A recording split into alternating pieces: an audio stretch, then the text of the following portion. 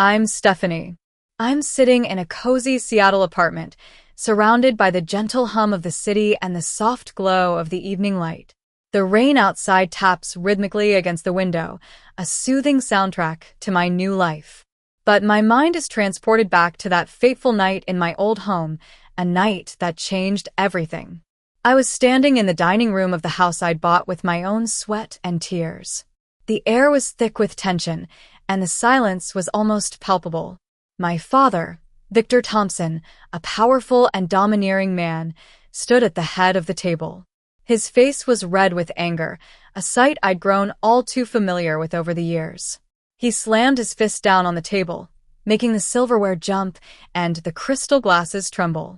"If you don't take care of your sister, you can forget about ever working at Thompson Enterprises again." "I mean it," he roared, his voice echoing off the walls I'd painted myself. To my left, my sister, Olivia, lounged on the sofa, sipping on a glass of expensive wine. She was 38 years old, 6 years my senior, but she acted like a petulant child. She'd divorced her wealthy husband 3 months ago and had been living off me ever since, treating my home like her personal playground. I took a deep breath, trying to steady my nerves. I looked at my father, and for the first time, I didn't flinch. I saw the desperation behind his anger, the fear that his control over me was slipping away. "You're right," I said, my voice surprisingly calm. "I can't work for Thompson Enterprises anymore. I resigned via email 5 minutes before you walked in." The room fell silent. Olivia stopped swirling her wine, and my father's mouth hung open in shock. "Tomorrow morning, I start my new job as the Vice President of Operations at Pacific Tech Solutions in Seattle. I'm moving there, and my flight leaves at 6 a.m. I added, my voice steady. Olivia let out a sharp laugh. "You're bluffing. You'd never leave this city. You're too scared," she scoffed. My father stepped closer to me, his eyes filled with rage. "You're lying. You're ungrateful. You can't just walk away from your family," he growled. I reached into my pocket and pulled out a single silver key. It was the key to the front door of the house I'd spent years renovating, the house that Olivia had slowly taken over. I dropped the key on the table with a dull thud. "I sold the house. The new owners take possession tomorrow at noon. You have about 14 hours to get your things out," I said, my voice cold and firm. Olivia's face went pale, and my father looked like he'd been struck by lightning. "You can't do this," he stammered.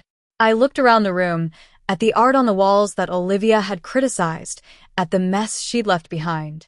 They weren't my family, they were parasites, sucking the life out of me. "I'm taking care of myself," I said, picking up my purse. "I'm done being your doormat." With that, I turned and walked out of the house, leaving them behind in a world of their own making. To understand how I got to that point, we need to go back 3 months. I was the responsible one in the family, the one who kept everything together. I worked tirelessly at Thompson Enterprises, modernizing the logistics and rebranding the image, while my father took all the credit. My home was my sanctuary, a place of peace and order. One Tuesday night, in the middle of a deep sleep, my phone rang. It was Olivia, sobbing hysterically. Her husband had kicked her out, and she needed a place to stay. I reluctantly agreed to let her stay for a few weeks, thinking it was just a temporary favor. But it didn't take long for things to go wrong. Olivia arrived with a moving van full of her belongings, as if she was moving in permanently. She rearranged my living room, threw out my food, and invited strangers into my home.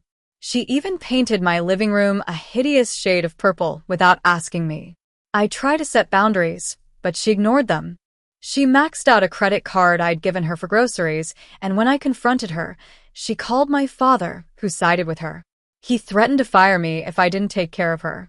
That's when I realized I had to take matters into my own hands. I started planning my escape. I opened a new bank account, moved my important documents to a safety deposit box, and started looking for a new job in Seattle. I also found a real estate investor who was willing to buy my house quickly, no questions asked. I bided my time, waiting for the right moment to strike. And then one Friday evening, Olivia announced that she was going to a wellness retreat in Scottsdale. I saw my chance. While she was gone, I finalized the sale of the house and moved my things out. When she returned, she was shocked to find that the house was no longer hers. The new owners had changed the locks, and she was locked out. She called me, screaming and crying, but I didn't give in. I told her that she was just a tenant who refused to pay rent, and her lease was up. And so, here I am, in Seattle, starting a new life. I left behind the chaos and the toxicity of my old family, and I'm finally free. I look out the window at the city lights, and I know that I made the right decision. I'm ready to face the future, on my own terms.